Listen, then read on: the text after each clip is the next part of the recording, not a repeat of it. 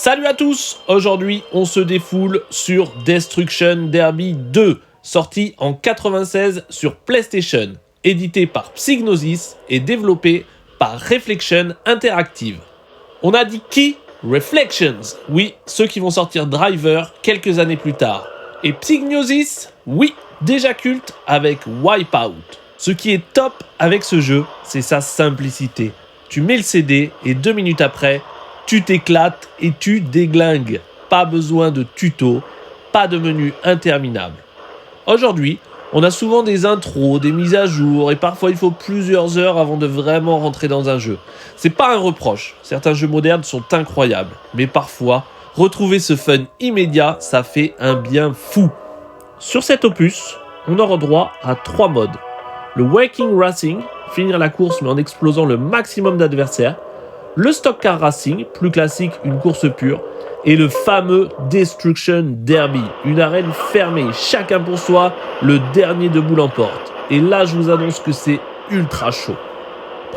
Un autre détail marquant, si vous regardez bien, les circuits affichaient déjà des pubs. Comme dans une vraie course, en 1996, c'est assez nouveau et ça a renforcé l'immersion. Perso, j'adore ce genre de jeu. Nerveux, explosif, qui envoie direct.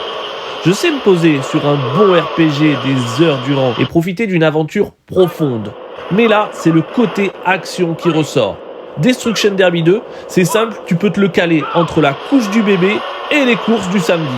C'est vraiment dingue. D'un côté, Psygnosis venait de frapper un grand coup avec Wipeout, et de l'autre, Reflection préparait déjà le futur avec Driver.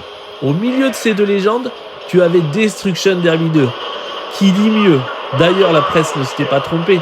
Joypad lui collait un 88%, GameSpot 8,5 sur 10 et IGN 8 sur 10. Tout le monde s'accordait, c'était une bombe. Vous entendez cette voix? C'est Paul Page, le commentateur officiel du jeu. Ils sont allés l'enregistrer aux États-Unis rien que pour ça.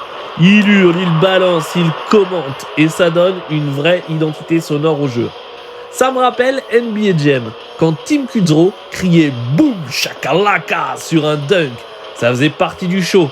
Ici, Paul transforme chaque crash en événement.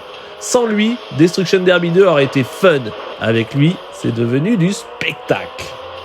Destruction Derby 2, c'est donc du fun immédiat, des crashs spectaculaires, une ambiance sonore unique et un vrai savoir-faire, signé Reflections et Psygnosis.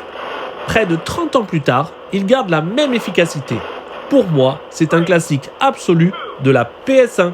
Allez, on se quitte sur ces images de ma pauvre voiture qui se fait détruire dans l'arène. Il faut sacrément s'entraîner pour un jour terminer premier, parce que qu'est-ce qui tape fort l'ordi? Like et follow si tu aimes les jeux d'auto. Allez, à plus sur GT Ram Gaming.